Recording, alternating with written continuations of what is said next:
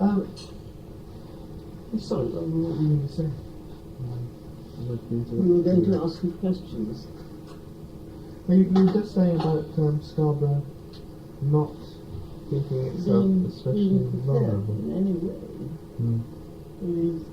Well, I suppose it just hadn't occurred to us that anything like that might happen. Being so early in the morning, as a rule, when our little guns fired any shot, it was about late in the morning or before midday, and we got used to that. Then this great voice started, and this terrific noise, and the first thing I did was to put my head out of the top bedroom window, and I saw this shell go over my head. It broke on a house in Mayville Avenue. We won't know where that is, but it was at right angles to where we were living. And I gave you some wrong information in my letter. I told you that was where there were two ladies living who each had a leg blown off. And I'm told that I'm wrong about that. It was somewhere near the Mayfield Hotel, which is near here on the Esplanade, where these two ladies each had a leg blown off, and where they made fun about it and said, well, there's one thing which will only leave one pair of shoes between us. I told you that, I didn't I? I related it to the one I had personally, the shell I had seen personally. Oh, you did at the time? In Columbus Ravine. Yes, I know. You know where Columbus Ravine is? But when you get down to the Moss George Pease Hill, Pease Hill Park, do you know that? Yes. But when you get down there, past there's a church on your left. And when you just passed there, the number of our house was 157.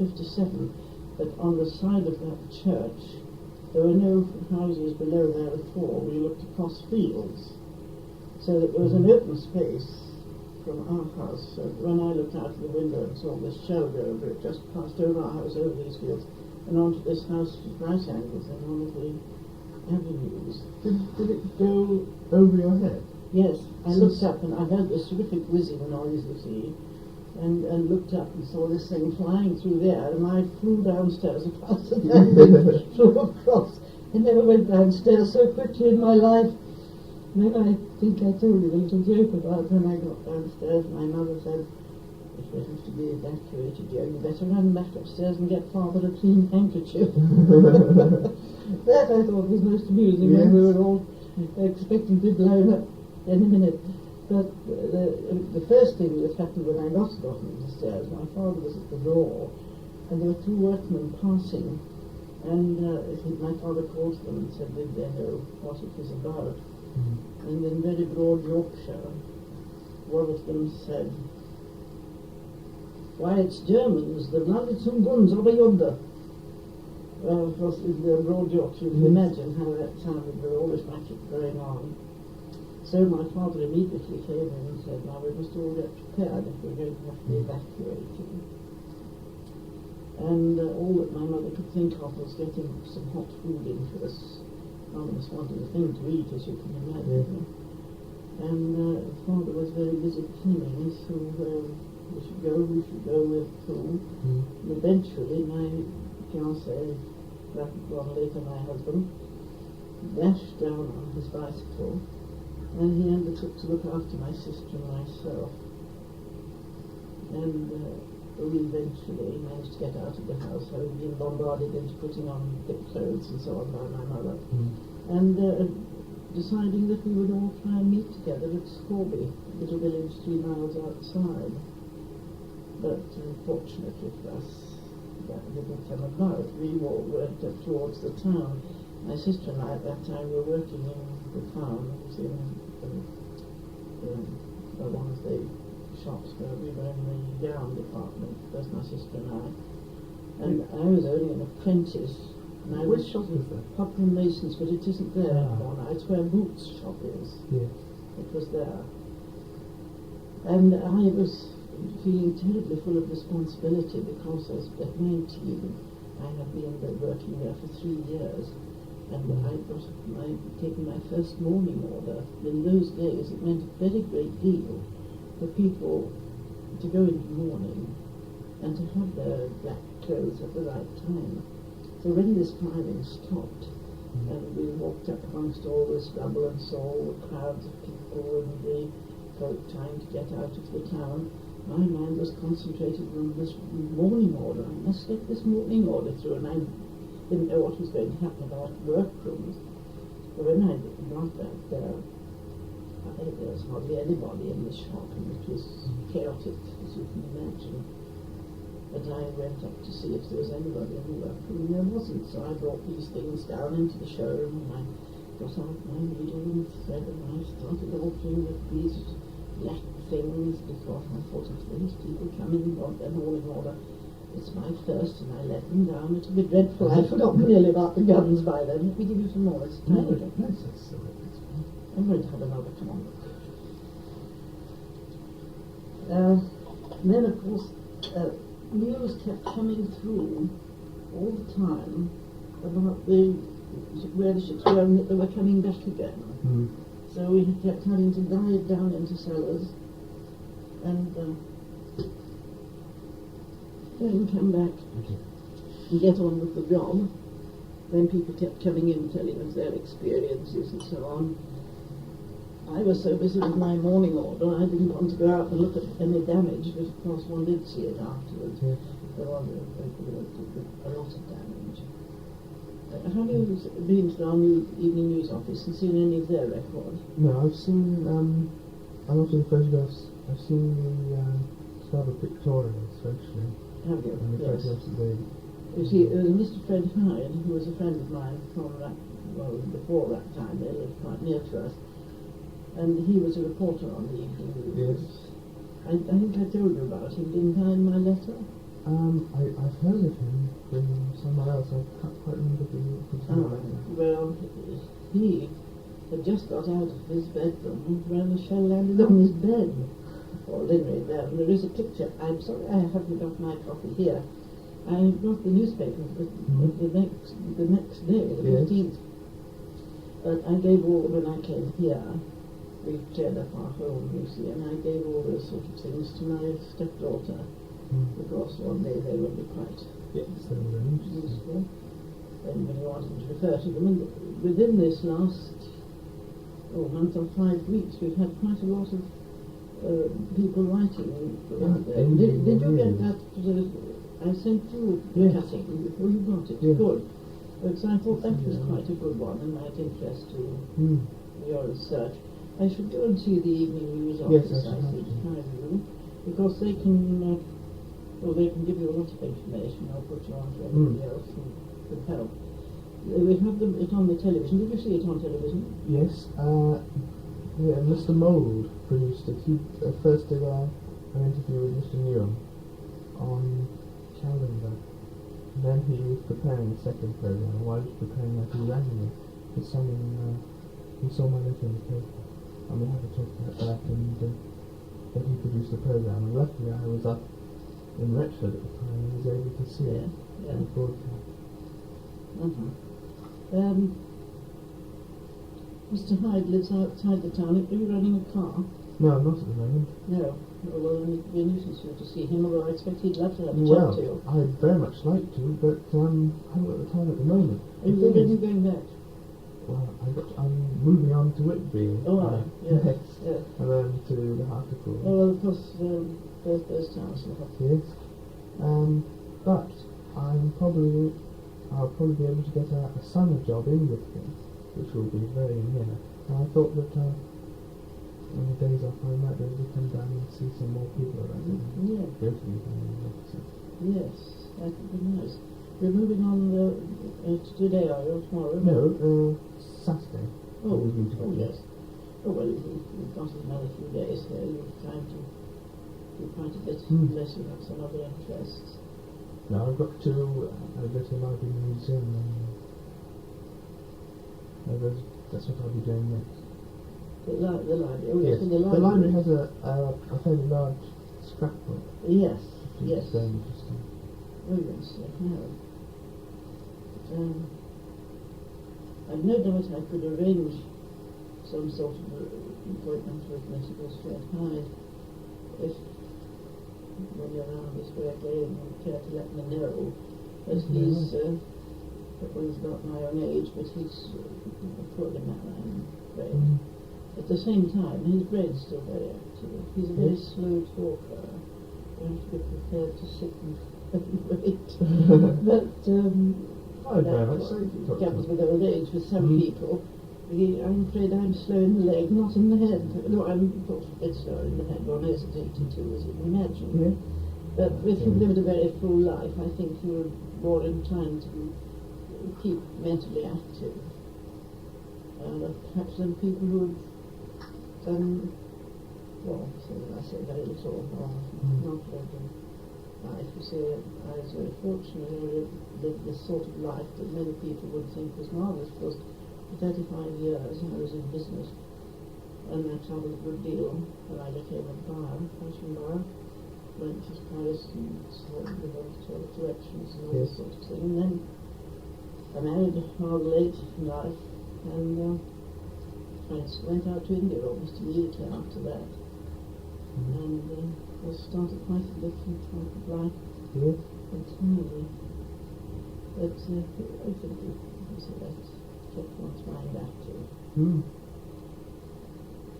Going back to the bombardment. Oh yes, I'm forgetful. When war was declared, was there any talk of invasion? Were people worried about invasion? No, not as far as I knew, but of course, you see, I was very young, and the usual sort of talk that we're always in, like, what is going on now? People wondering this and that, but I don't think anybody thought that anything like that would start in Scarborough. Why, I don't know, but those of us who were Scarboroughians probably thought this can't happen to us. How you do. About these guns on Did I give you sugar, by the way? Yes, I have. These guns on the castle, what were they? Because well, now that again is something I think we'll have to find out officially. yes, I can't tell you anything that's very official about that, because it's one of the things I wasn't very interested in. Wars and guns and things like that didn't interest me. but they used to fire them. Oh yes, I don't know what reason, I really don't know. I always remember my mother saying it's sure to rain because they've been firing the guns today. I can't imagine that. Well, this happened quite a long time before the war came on. We used to, just from time to time, but I think that's something I think we'll have to get. It used to go on before the war. Oh yes. It didn't start with the war. Whether it was just something sort of practice to keep the guns in order, or what it was, I don't know. But as a child, I can remember from time to time, the guns are going today. They didn't go for very long, but they were firing. Did you ever see them? No, I wasn't interested. The thing is that there were reports of I have read of our guns replying to the German ships soon after the bombardment began. And yesterday I was talking to the daughter of the custodian of Scarborough Castle, the custodian in 1914, and she said that there were no guns on the castle except for the old, the 18th century ones. Well, I should think that's perfectly true, but they certainly used to fire them, but for what reason, I can't tell you. I have no idea. So, but I distinctly remember them. I can hear my mother now saying, oh dear, it's going to rain, we've had the guns firing this morning. Yes, some people did blame it on the guns, did they? The noise of the bombardment. At first, I think we did. I don't know about anybody else. Well, yes, there were one or two I spoke to who thought it was our guns, but they'd suddenly developed an awful amount of noise, because you see, at one time, they didn't sound much louder than when with the boom goes for the lifeboat, which you would hear probably. Did you? Was it Sunday that the lifeboat was out? And all the lifeboats around here were out on Sunday, and they fire booms from here now to get the lifeboat out. I heard that. I think I heard that. You didn't? No. Well, these guns were much louder than that. Hmm. Any details about guns, I really don't know. No, but had my brother been alive, he might have been able to tell you. It's just sort of peculiar, because the whole idea of the Scarborough raid is that the Germans shelled an unfortified town, and yet there is so much talk of guns on the castle. Oh, they Germans probably returning thought the that we were fire. fortified, you see. I think it's possible that they did. Oh, I think they must have Sincerely done. believe that. They must have done. But Yes. why? Did you hear that the three ships which shelled us had been hiding in Haben White Bay? Well, I have heard that. Yes, overnight, and then they sort of slipped into Scarborough, and I had heard it said that had they been further out at sea, they'd have done a lot more damage than they did. I think a lot of the shells did pass over the town Yes. because of its so close in. It's a very long time ago now. For one to think clearly might be quite a lot of other things I could have remembered nearer the time, but by degrees they slip into the back of your mind. How about spies in Scarborough? Well, that again, you see, I was too young to bother about it. Do you It was one remember? of those things that didn't occur to me. Do you remember rumours of spies in Oh, the Red no, wait House? a minute. I'm glad you just said that. Yes.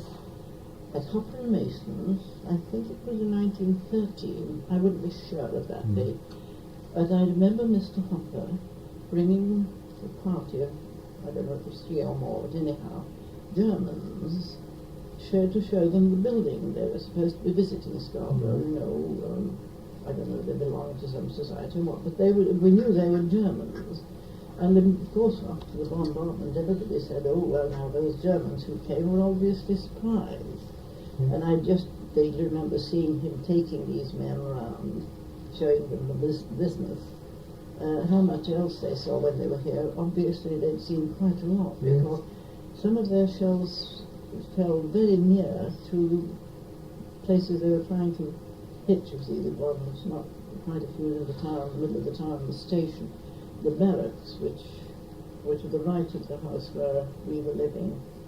They got fairly near to the barracks. It was said they were trying to hit the wireless station. Oh yes, yes. They didn't achieve that.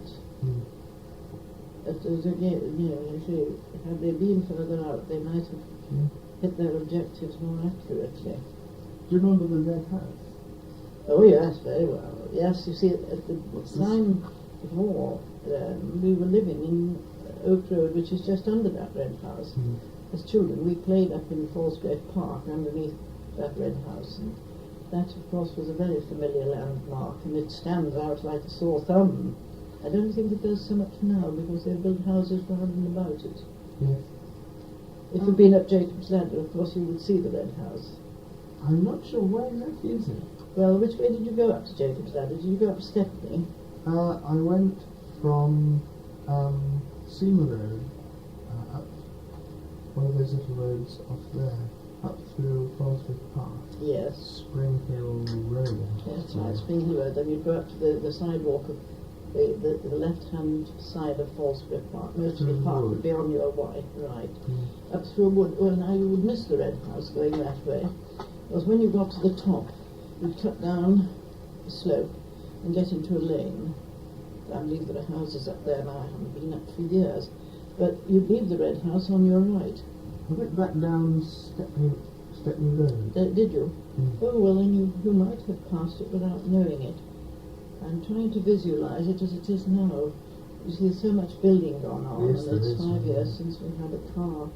And we did go around there once, a little bit before we gave up the car.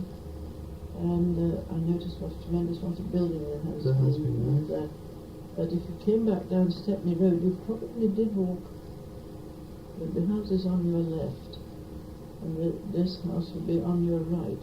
You would be at the other side of Fallsgrave Park. You went up the left side from Spring Hill, Yes. and then when you came back, you would cut off behind that, behind the reservoir, between the houses, and the Red House was on your right as you were going up from Spring Hill, so that you may well have passed it without Do you realizing. remember stories of the spies in the Red House?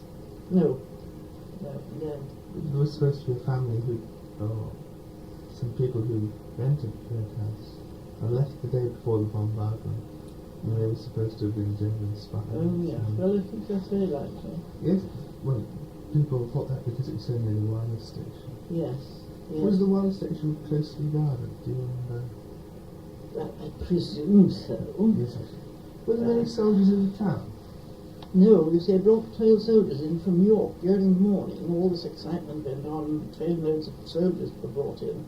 Marched down through the town. They started building, digging trenches and all this lava and all this hoo-ha, and then, of course, putting barbed wire all over the place and so on. It was like locking the stable door when the horses What did people think of it? Blocking the main street with sandbags. Well, I suppose they thought that they got the idea that the Germans had intended to land, obviously. You see, how these things start, one doesn't know. How did those two workmen get the idea that it was the Germans and they'd landed some guns over yonder, as they said? And of course, we got the reverberation of sound from the hills all around. It sounded worse almost through that. And then throughout the day, when these rumours kept coming in from one place and another, that they were coming back. Well, this is how we must start. I don't know who in the world started it, but I think that started by the fact that they then went on to Whitby and Hartlepool. No, I don't remember anything much about spies other than these Germans who came presumably on a sort of holiday. And I don't know through whom they came. But one of the associations probably, but that's something you'll probably find in the other records. As far as I was concerned, it was something that had never happened in our lives before. We were rather sheltered children, I suppose. And we never thought about wars and guns and anything like that. Yeah. When the workman said they landed some guns over yonder, where did he mean? We went over by the Burniston Barracks. He pointed like that over to the Burniston Barracks, you see, because what he'd heard was this reverberation of sound, I suppose, and he'd made up his mind that's what it was. I had no justification for saying this.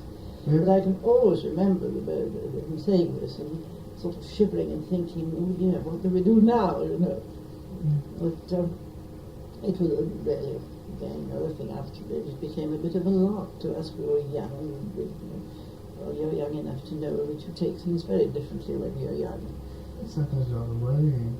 You don't worry in the same way. You used to want to make fun of certain aspects of it, things that were today I should get worried about, but you don't when you're your sort of age. When you went into the town after the bombardment, what was it like?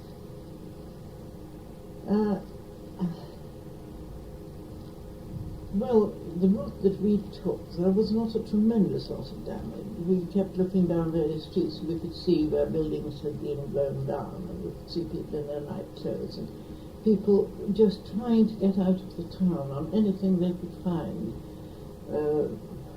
Lorries, milk carts, hand carts, taking bits of furniture with them, and grandmother in the middle of it, you know, and typical evacuation scene, which again to us was, we thought was a bit funny, but of course it wasn't anything but, it was anything but funny. But actually in the middle of Westborough, I don't remember seeing any damage there. And the business house where I worked, there was no damage down there, but quite a number of the people who worked there had damage done to their houses. All we had, I think, was a broken window from that one that fell in Maiden Avenue.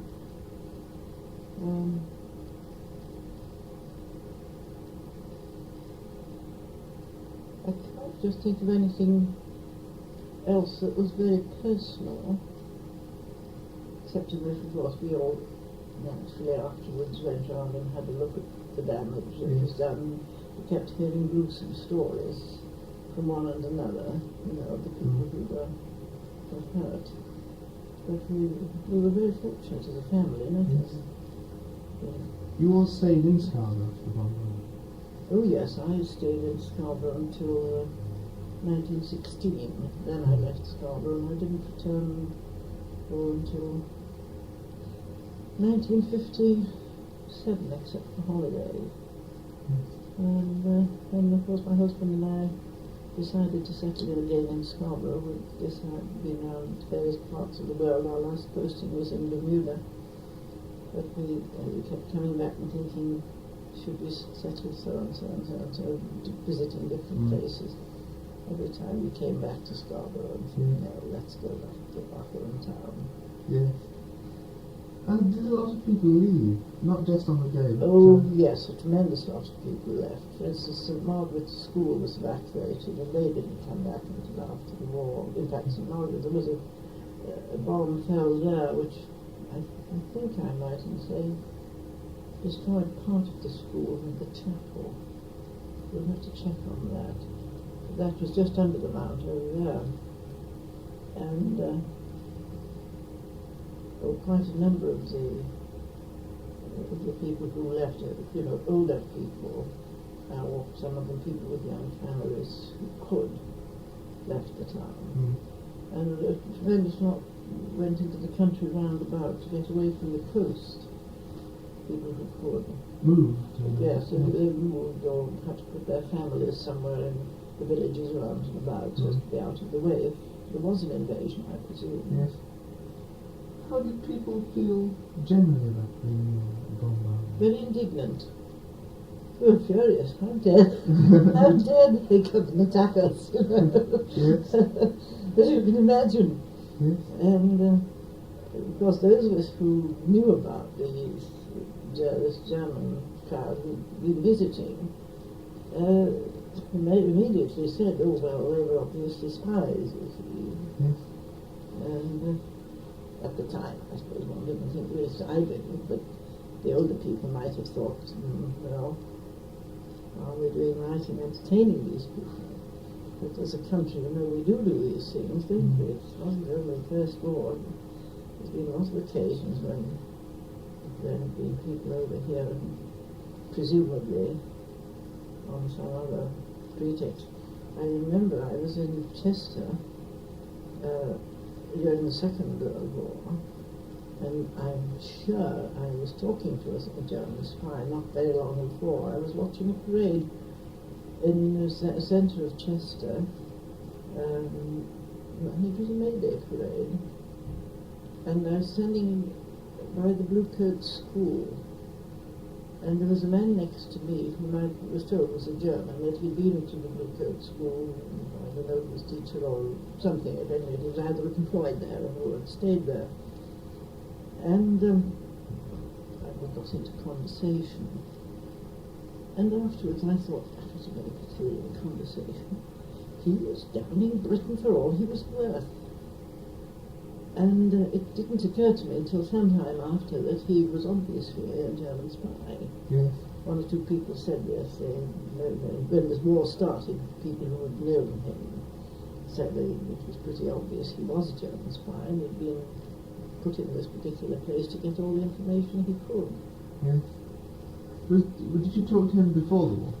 It was before the war that they had this parade, and I was interested in it because I had a great friend there who trained young people in country dancing, and during this May Day parade these children were dancing, and I said, oh, I must see this.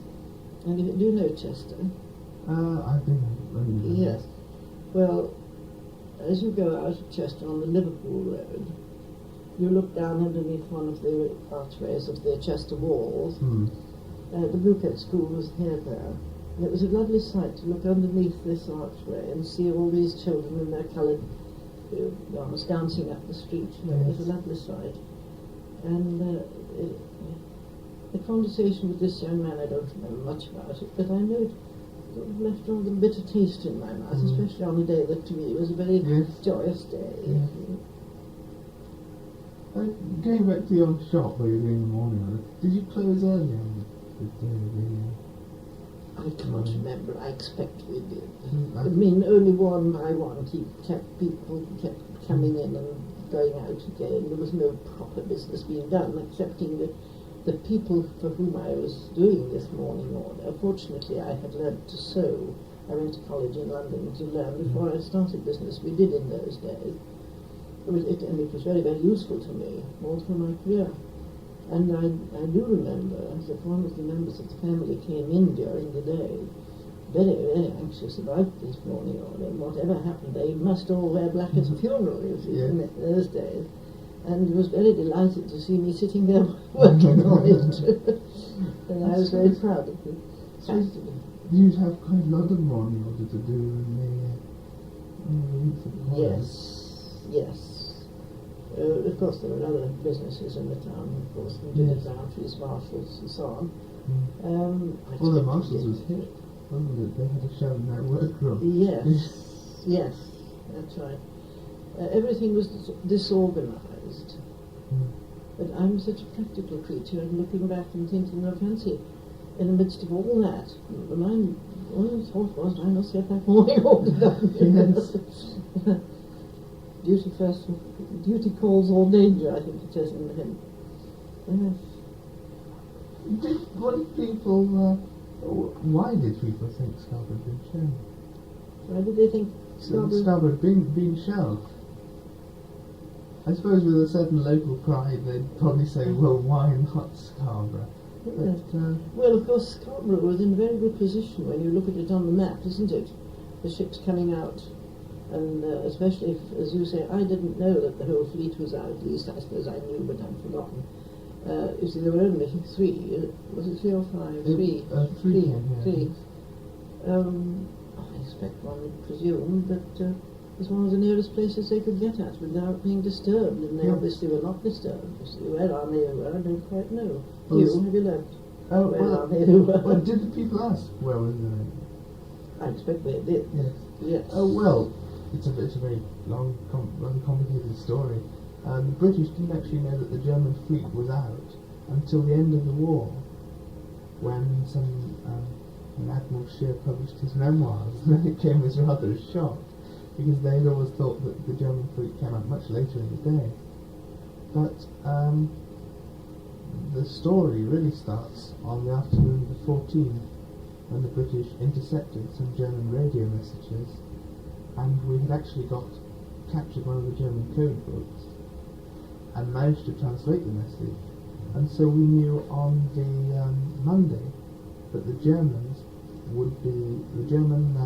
cruisers would be leaving their bases on the Tuesday night, returning on the Wednesday night, but we didn't know what they'd be doing. And so the idea was that the Grand Fleet had to be stationed, or rather the fast sections of the Grand Fleet had to be stationed somewhere off the east coast, ready to intercept the raiders. But they could only intercept them on the way home, because the bombardment could be anywhere from Lowestoft to Rosyth, I suppose. And luckily, the ships which could get down on time were stationed 100 miles off Flamborough Head.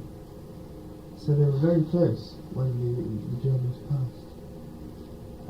But it was a very confused, it's a very complicated story of confusion, and we actually missed them, although we were in the right place at the right time, and a lot of misinterpreted signals given, and the Germans were very clever in that somebody flashed a British recognition signal at them. They managed to escape. The next time they met the British, they repeated the signal they'd seen before, and that confused the British enough to let them get away. There was no doubt about that. But it was very difficult to know why they bombarded Scarborough. I think the sheriff, sort of sheriff, well, here we are, we'll let you have it, sort of thing, you know. I think it must have been. Yes. They made up their minds, of course, they were going to conquer the British like old Hitler did, you know. These people have got to be put down. I think the British are very slow in going to war. Obviously, really. yes, obviously.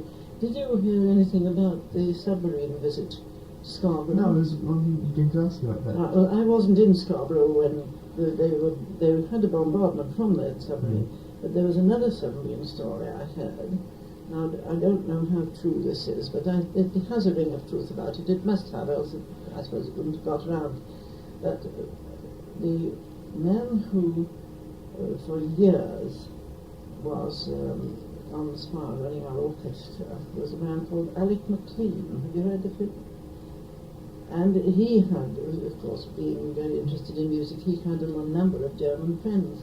And it seems that the,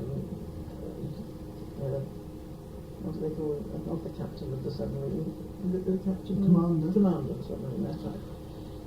Commander of this submarine knew Alec McLean, and they sneaked into Scarborough one summer's evening and lay low somewhere just off the spar and listened to the music.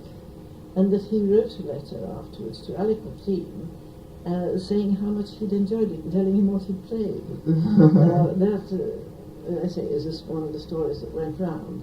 How true it is, I don't know. When did that go around? Well, it would be in the summer of, I think, about 15 or 16, I don't know. Yes. As near as one can tell. Did you ever know the name of the U-boat officer? No. I just wondered, because a U-boat was actually sent before the raid to reconnoitre the coast, and it reconnoitred the coast from, I think, from Scarborough Head to the Hartlepool. So it may have been that one, I suppose. Could have been, but it was anyhow this commander knew Alec McLean. Yes. And the story went that he had written and thanked him and told him what he'd played and how much they'd enjoyed it.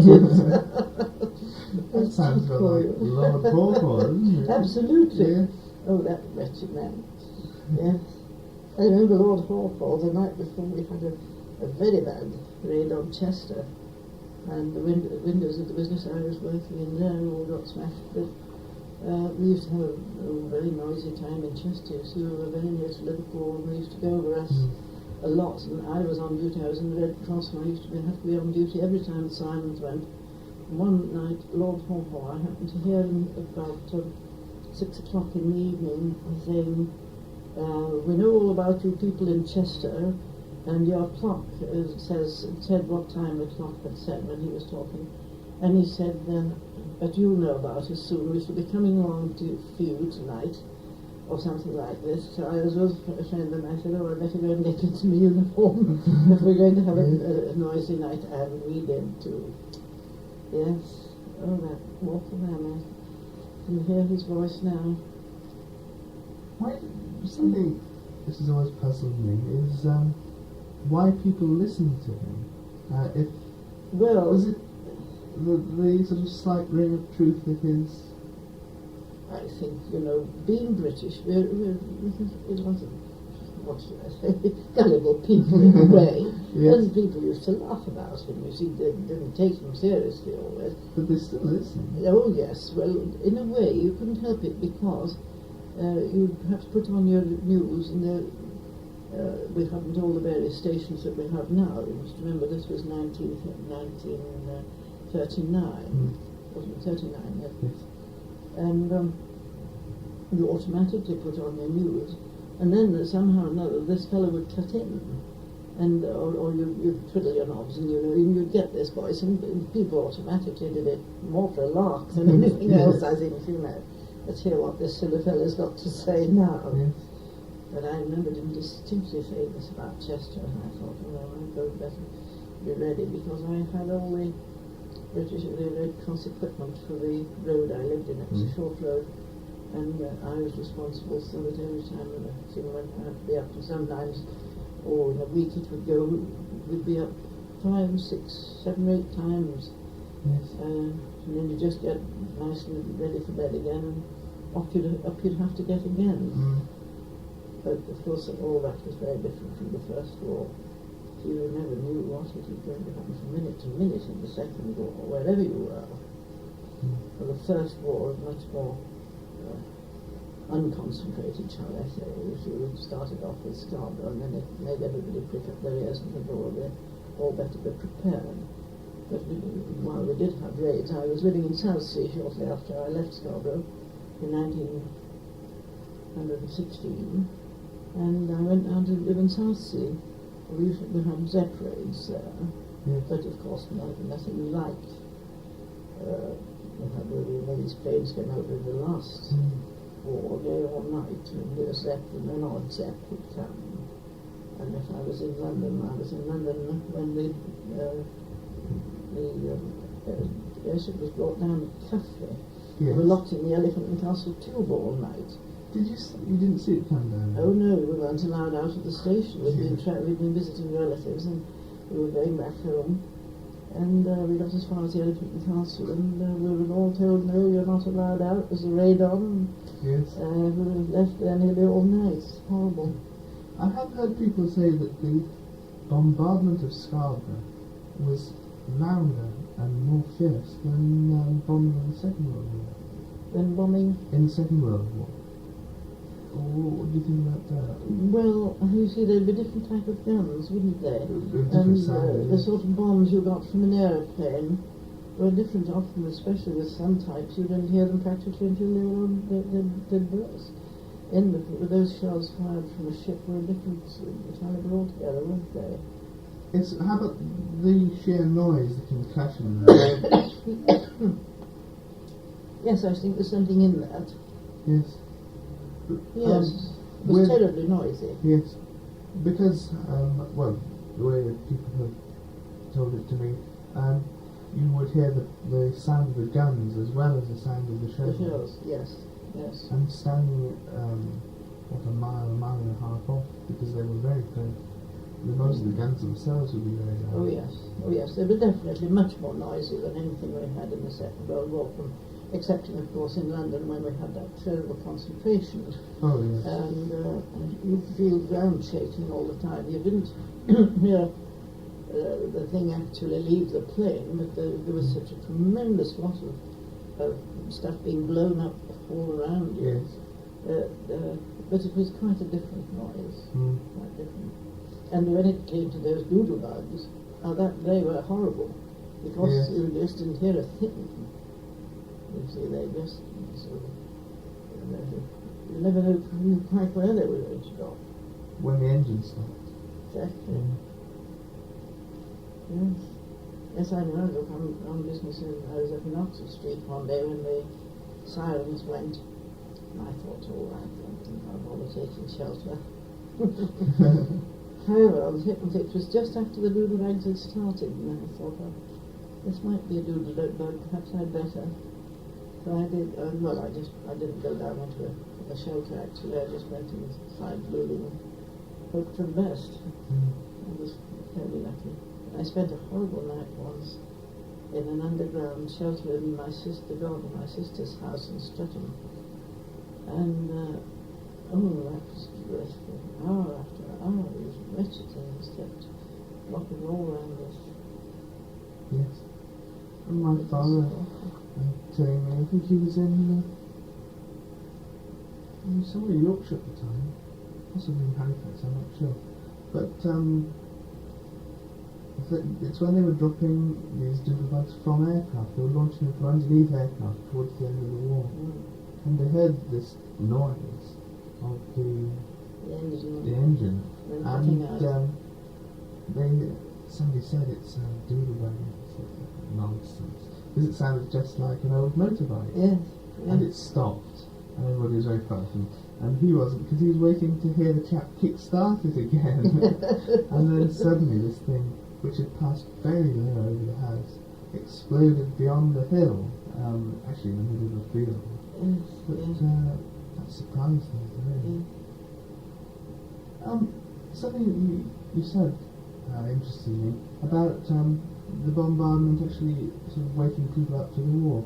Do you think it did make people more aware of the Definitely. scale of the war? Oh, very definitely, because, well, I can't remember without having that newspaper in front of me a lot of the things people wrote and that was in the press. All over the country there was a real hue and cry. I don't think anybody expected anything like that at that stage, you see, because the war hadn't been on very long. And I think it was a surprise, of course in high quarters it might not have been, but to the normal man in the street, as it were, it was a surprise. Yes. No doubt about that. And it did make people very much more conscious of the danger. You know, as a nation, we're very, very apt to think, well, this won't happen to us, aren't we? Yes. I'm not sure how much people in authority in the Admiralty did appreciate it. They certainly thought that if they were in the position of the German Navy, they would make raids of this sort. But it's difficult to know whether they actually realised what that would mean. Winston Churchill, about 2 days before the actual bombardment, wrote a memo on coastal defence, which had the rather startling thing, and for the general public, if they'd known of it, because it was secret, that the first line of defence against coastal bombardment and invasion were the coast watchers themselves, and the Coast Guard, and the Boy Scout sighters taking messages, so that in effect the first line of defence against a raid was the coast itself, so that you would find out that there was a raid not by the Royal Navy intercepting the ships in the North Sea, as I think most people at the time thought, but by the ships actually showing the coast, and then you would send the Royal Navy to catch them whilst they were landing troops, presumably. There was really no defence against raid. There wasn't, you see, if those Germans had had the equipment for landing troops anyhow between here and Whitby, they could have landed them anywhere, because there were no defences like there were in this last war. I mean, anywhere around the whole coast of England, there was barbed wire and there were defences set up. I suppose we learnt that lesson from the First War. Yes. But there were no defences set up here. And as I say, when they sent these troops in from York, they started building trenches, and we just looked upon that as a bit of fun. Where did they dig them? Well, I can't just remember, but I think some of them were more or less on the south. I don't know. Tell you, somebody else might be able to tell you that. That's gone completely from my mind. I expect I went and had a look at if one was allowed, but I suppose we kept away from a lot of this, what the army were doing.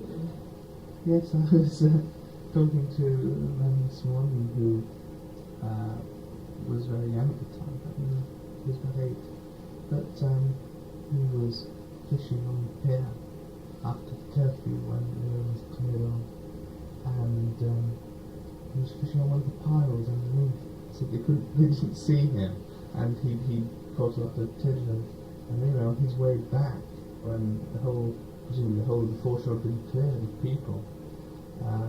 He was arrested by the soldiers with bayonets fixed, who took him off and searched him, and he got all his fish in his cap, and they searched his hat, and said he was really frightened. Was this a Scarborough man? Yes.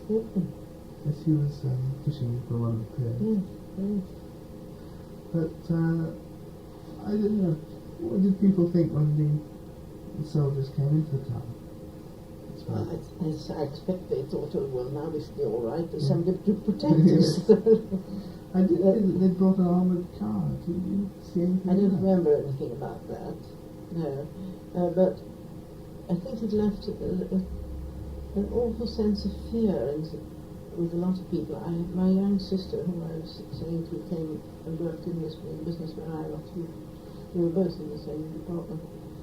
And she was so frightened that she would, for months and months after that, she'd never take her clothes off. And she eventually, we always said this started with the bombardment and the awful fear that she had. She developed TB. And in those days the doctors were so busy they didn't recognize it, and they said that she was anemic and was treating her for anemia. Before you knew where she died.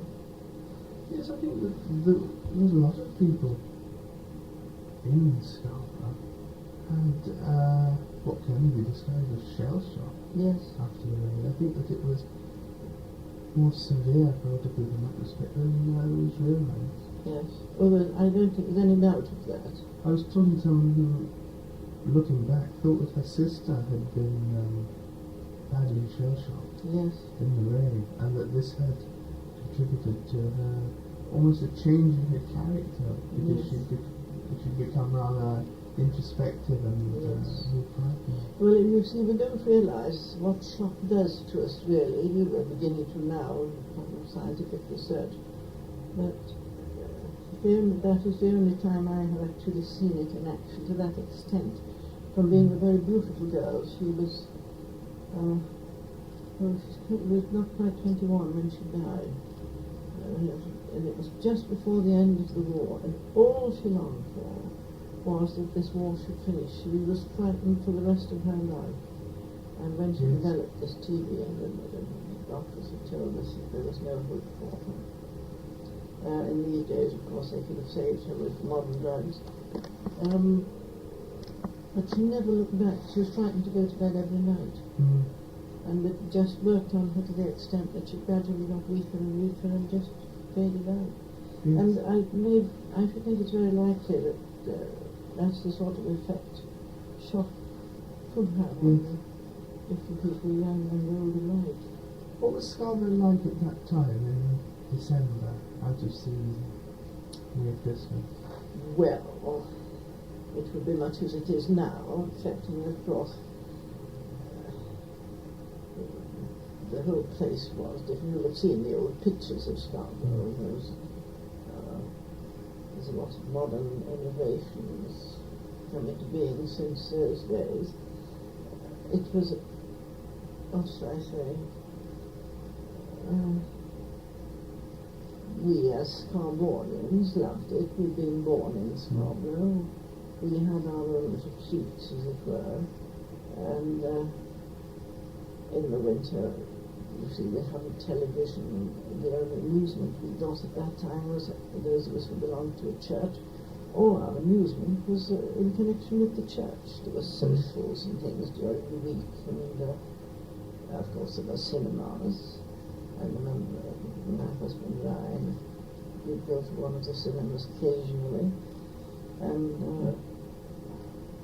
there were trams, I think, in the town then, yes. I can't think that it was terribly different, excepting, of course, the widened pavements had done that sort of a lot to all cities generally, and that it would be very quiet. It was very, it was a very quiet town, with nothing like the rowdyism we have today, and the young people, must be much more circumspect, and of course there was much more going on in people's own homes. You made your own entertainment. My father was keen on music, and he had a Bible class in connection with the church, and often these men used to come up to our house, and they had what we called sing-songs. And much of our amusement was in our own homes, and we made our own fun. We had our own games. Yes. And my husband, my fiancé was then, we used to go on our bicycles all over the place, and it was what shall I say, an open-air life, lived in a very different fashion from what many of the young people do today. I mean, nightclub is never heard of. I mean, I hear young people here talking about going to this discotheque and the other discotheque and the whatnot, drinks they've had and how many people they've been out with and so on and so forth. Well, there's none of that at that time. There were dances going on and this sort of thing, but our amusement was much more homemade, and I like the idea of that, because I'm just afraid that people get so tied to that thing that they forget to be themselves. They're not their own people, as it were. They're just images that they've got from there. I've seen that happen with one or two of the young people. They don't seem to have anything to say. Conversation is a thing that, well, they've never learned what I want to, too lazy to bother. I have one granddaughter, Miss Gledder, coming here. I cross-question her, and I get an answer, a very brief answer, and then there's definitely a hush again. And I think, oh dear, whatever shall I say next, you know? I'm glad when she's gone. But then, now Jane, the one who's gone to Durham, she's been going to the school at Hull. I always stumble over this name. You know, Edward You'll have looked at the picture of Edward the Seventh, haven't you, on television recently? I haven't seen the series. You haven't? Well, there is a scandal about him that took place at this particular house where this school is. Yeah, So I think I just put this off.